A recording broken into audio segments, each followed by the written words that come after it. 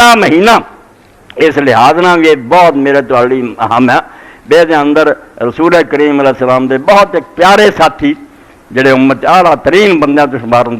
حضرت صدیق اکبر رضی اللہ عنہ وفات دا مہینہ 22 تاریخ اج شاید 5 ہو چکی ہے کنی ہے چاندی 22 تاریخ جدوں سیدنا ابو بکر صدیق رضی اللہ عنہ فوت ہوئے اور یہ بھی پاویں کو کوئی بہانے کرے کی گل سی کی نہیں سب نوں مننا پیندا رسول کریم علیہ السلام جدوں مسجد نہیں جا سکے نماز نہیں پڑھا سکتے اپنی جگہ تے حضرت ابو بکر نوں کھڑا کیتا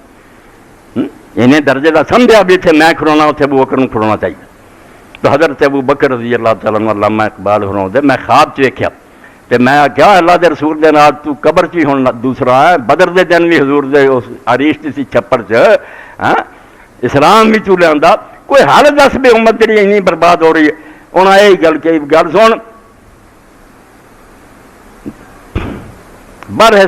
یک مل اللہ صد مل اللہ ملت انگیختی